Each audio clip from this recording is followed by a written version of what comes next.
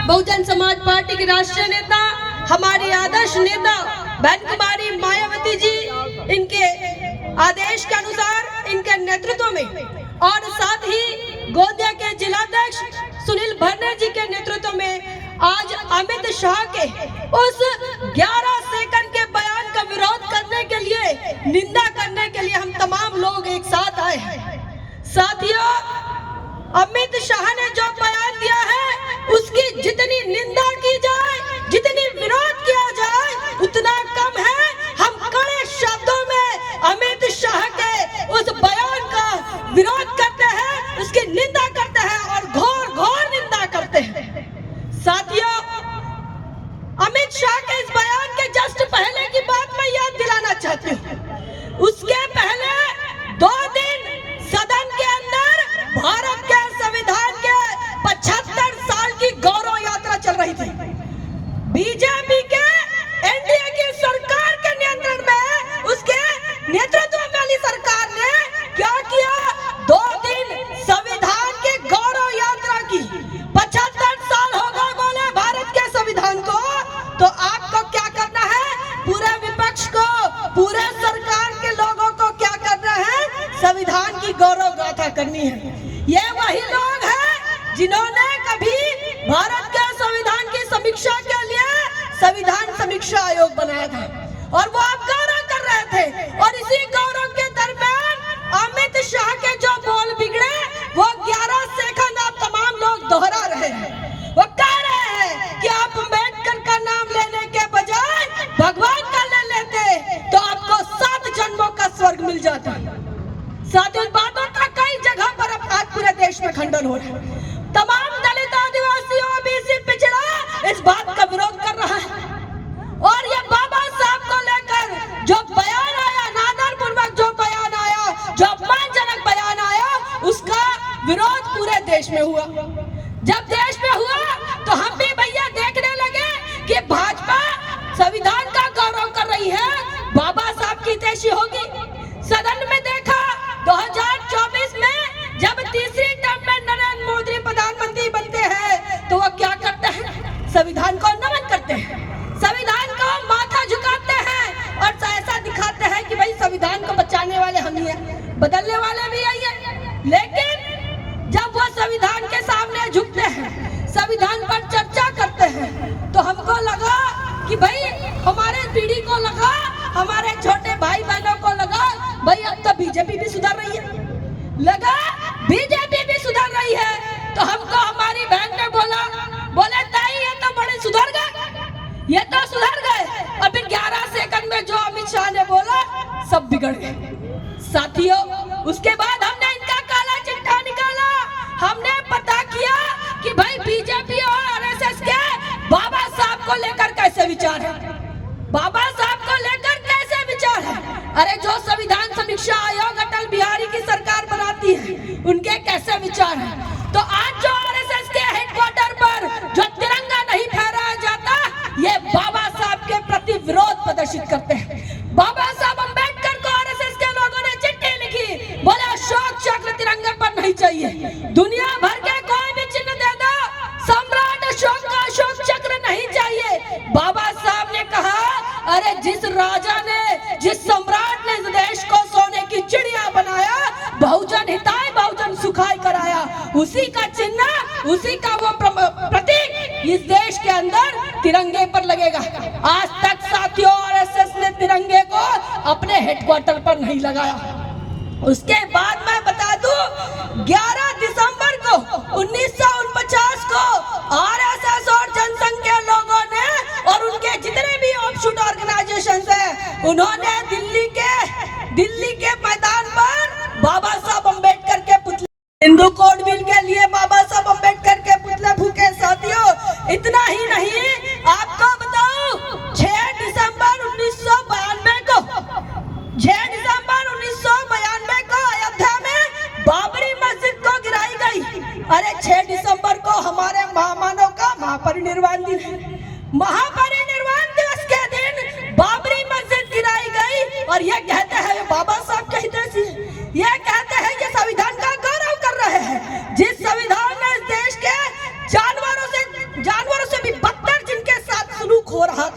उनको इंसान बनने का आदेश जिस संविधान ने दिया, अरे SC ST OBC माइनॉरिटी और तमाम सवर्णों को इस देश के अंदर रहने का अधिकार दिया, उस बाबा साहब के महापरिनिर्वाण के दिन इस देश में बाबरी मस्जिद गिराई जाती है, अल्पसंख्यकों के दुख, अल्पसंख्यकों के दिल और भावनाएं दुखाई जाती है। उस समय उत्तर प्रदेश में बीजेपी की सरकार थी और कल्याण सिंह मुख्यमंत्री था। कल्याण सिंह के नेतृत्व में बाबा साहब के महापरिनिर्वाण दिवस के दिन पर इस प्रकार का घोर अकृत्य किया गया और उसको लेकर आज मोदी की सरकार क्या कर रही है? शौर्य दिवस मना रही है। शौर्य दिवस, अरे तुम्हारे हमारे बाप के महापरिनिर्वाण दिवस के दिन किसी एक धर्म के लोगों को तुम नाराज करते हो, उनका अपमान करते हो, उनके भावनाओं को दुखाते हो और उसको आप क्या करते हो? शौर्य दिवस मनाते हो। साथियों, फिर उसके बाद देखा गया संसद की तस्वीर बदल गई। संसद की तस्वीर बदल गई। 18 को यह सारा मामला हुआ, 19 को आपने देखा होगा राहुल गांधी और उसकी बहन साड़ी पहनकर आ गई, नीली टी-शर्ट और नीली साड़ी पहनकर आ गई। चित्र बदल गया। फिर मेरी बहन मुझसे बोलने लगी ताई कांग्रेस बदल गई। पहले कह रही थी कांग्रेस, बीजेपी बदल गई, बीजेपी थोड़ा संविधान को मानने लगी, लेकिन फिर कहने लगे बोले कांग्रेस बदल गई, नीले नीले कपड़े पहनकर आ गए। और नीले नीले कपड़े पहनकर नहीं आए, उतना ही नहीं, उन्होंने संसद पे चढ़ गए, संसद पे चढ़ गए, जय भीम बोलना शुरू कर दिया। और हद तो तब हो गई जब उन्होंने एक पर्चा निकाला और पर्चा निकाल कर क्या लिखा? I am Ambedkar. अरे इनकी औकात है कांग्रेसियों की कि आई एम अम्बेडकर बोलने की। साथियों, बीजेपी के सारे की सारी काली करतूत हमारे सामने है, सारी की सारी करतूत हमारे सामने है। हम जानते हैं कि बीजेपी संविधान विरोधी है, बाबा साहब अम्बेडकर की विरोधी है।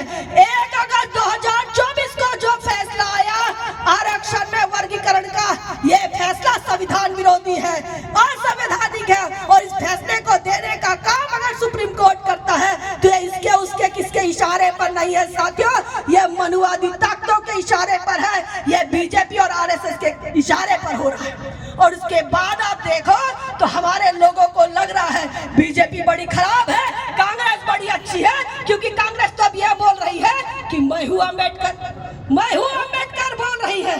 साथियों, ये कांग्रेस भी वही है, ये कांग्रेस भी वही है।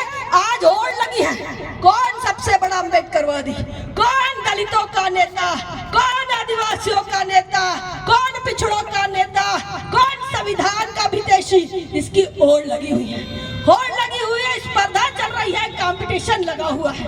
और इस कंपटीशन में बीजेपी भी पीछे नहीं हट रही, बीजेपी पीछे नहीं हट रही और कांग्रेस भी पीछे नहीं हट रही।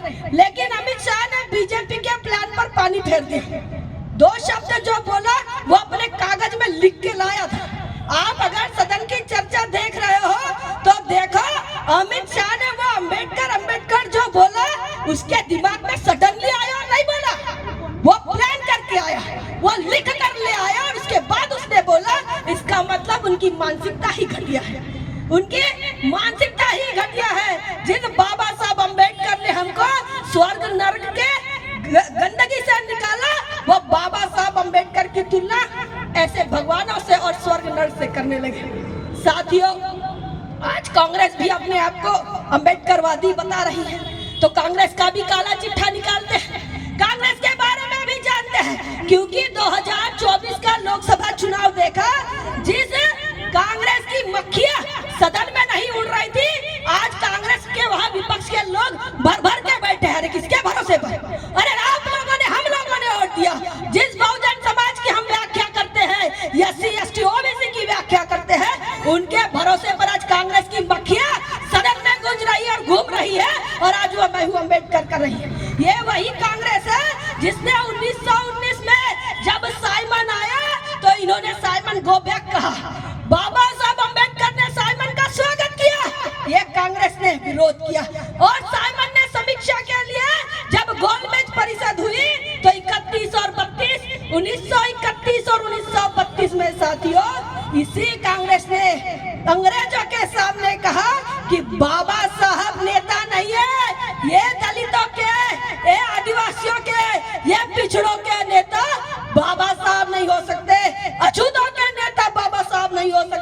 इनके नेता कौन है? तो बोले गांधी जी है। गांधी जी क्यों है? बोले गांधी जी अछूतों के तरह आधे नंगे रहते हैं। गांधी जी क्यों है? तो गांधी जी हरिजन सेवक संघ चलाते हैं और इसलिए ये नेता नहीं है। अरे तो तुम्हारे बाप दादाओं ने बाबा साहब को नेता नहीं माना, आज तुम्हारी क्या मजबूरी है? आज तुम्हारी क्या मजबूरी है कि बाबा साहब अम्बेडकर को लेकर आप ऐसा बता रहे हो कि मैं हूँ अम्बेडकर? साथियों, बाबा साहब अम्बेडकर ने कहा कांग्रेस जलता हुआ घर।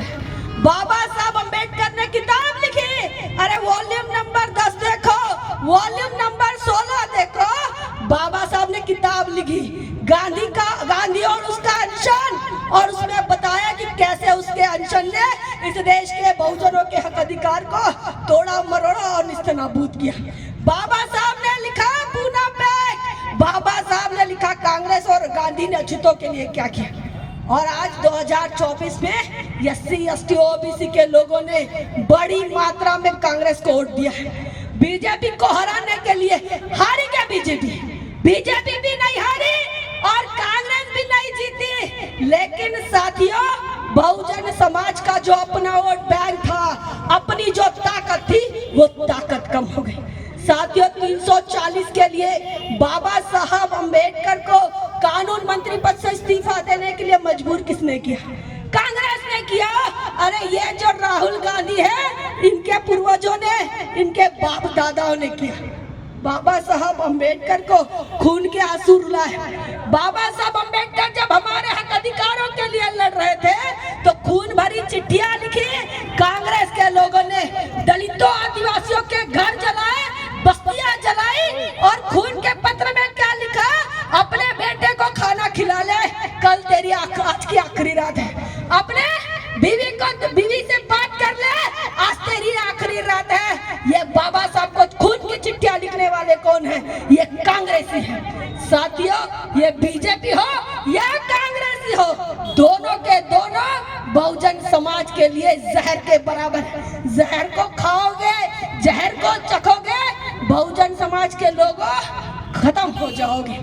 ये खत्म होने का सिलसिला 9 अगस्त 2014 को शुरू हुआ। पहली बार बीजेपी जब सत्ता में आई, साथियों, पहले संविधान की प्रतिकृतियां जलाई गई। सदन के बाहर जंतर मंतर पर बीजेपी समर्थकों ने संविधान की प्रतियां जलाई। उसके बाद रोहित वेमुला हुआ, उसके बाद गुजरात का ऊना कांड हुआ, उसके बाद लगातार हत्याकांड होते रहे।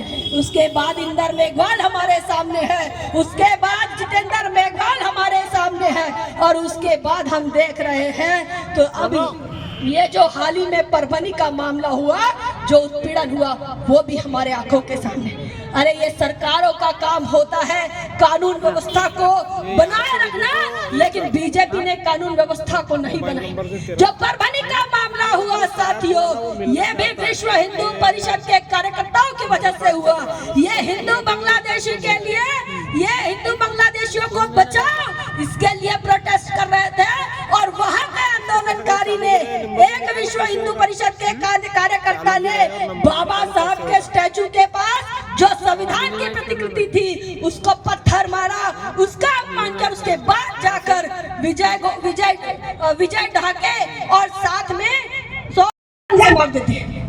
साथियों, ये इतना बताने की जरूरत क्यों है? इतना क्यों बता रहे हैं? बहन मायावती जी लगातार इस पर प्रेस कॉन्फ्रेंस कर रही है। कोई नेता, अरे जिसको तुमने संविधान बचाने के लिए, बहुजन समाज के लोगों, संविधान बचाने का ठेका तुमने जिस राहुल गांधी को दिया, वो 1 अगस्त 2024 के बाद बोला क्या? वो रिजर्वेशन के लिए बोला क्या?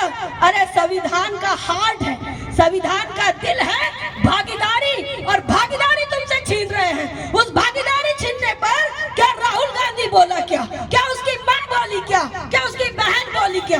जब नहीं बोले तो काहे के संविधान रक्षक क्यों वोट दे रहे हैं? वोट देने से हमारे अधिकारों का बचाव होना चाहिए, नहीं कर रहे हैं। इसका मतलब आपके वोटों का इस्तेमाल हो रहा है, हमारे वोटों का इस्तेमाल हो रहा है, और कांग्रेस भाजपा, भाजपा कांग्रेस का खेल हो रहा है। हमको ये समझना होगा। आज हम इस बहुजन समाज पार्टी के मंच से अमित शाह के बाबा साहब के खिलाफ जो बयान आया उसकी हम कड़ी और कड़ी निंदा करते हैं और कांग्रेस की भी निंदा करते हैं। अगर आज अमित शाह की इतनी बोलने की हिम्मत हुई तो ये कांग्रेस की नालायकी है। उसने 60 सालों तक बाबा साहब को स्वीकार नहीं किया, उसके संविधान को ठीक तरीके से लागू नहीं किया।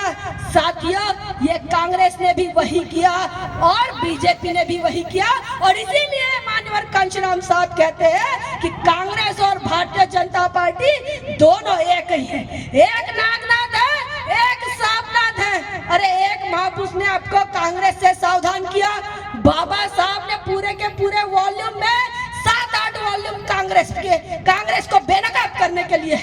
ये कांग्रेस के में जो दलित नेता है जो चिल्ला चिल्ला कर जय भीम कह रहे हैं, उनको एक बार बाबा साहब के पूरे वॉल्यूम पढ़ना चाहिए, देखना चाहिए।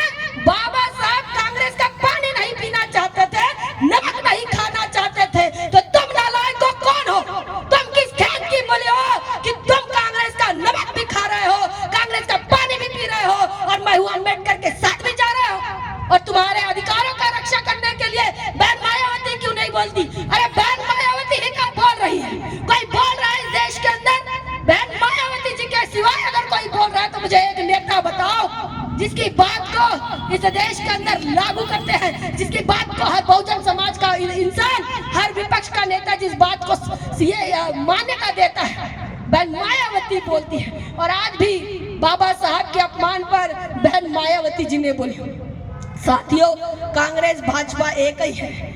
आपको याद दिला दूं, 1974 में इंदिरा गांधी प्रधानमंत्री थी, उसने भी अणुबम चाचनी कराई, परमाणु बम परीक्षण कराया इंदिरा गांधी ने 1974 में। और उस अणुबम चाचनी का कोड रखा लाफिंग बुद्ध। जिस बुद्ध ने अहिंसा बताया, जिस बुद्ध ने मानवतावाद बताया, बुद्ध का अपमान करने वाली कांग्रेस है। अरे अटल बिहारी वाजपेयी 1998 में प्रधानमंत्री था, बीजेपी का प्रधानमंत्री था, दूसरी बार परमाणु परीक्षण हुआ, उस परीक्षण का नाम भी लाफिंग बुद्ध।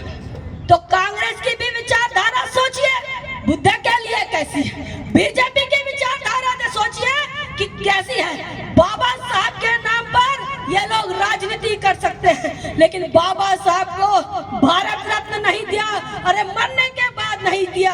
अरे जीते जी बाबा साहब अम्बेडकर जब कानून मंत्री पद से इस्तीफा दिया तो सदन में उनका आखिरी भाषण तक नहीं होने दिया। ये वो कांग्रेस है जो बाबा साहब के संवैधानिक अधिकारों को भी सदन के अंदर चूर चूर कर चुकी है। और ये भारतीय जनता पार्टी वही भारतीय जनता पार्टी है जो बाबा साहब के संविधान की समीक्षा करने की बात करती है। बहुजन समाज के लोगों, बहुजन समाज पार्टी की शेरनी बेटी बहन कुमारी मायावती जी है जो बहुजन समाज के अधिकारों को समझती है, आपके अधिकारों के रक्षा की बात करती है। लेकिन हम बहुजन समाज के लोग अपने नेता को नहीं पहचानते।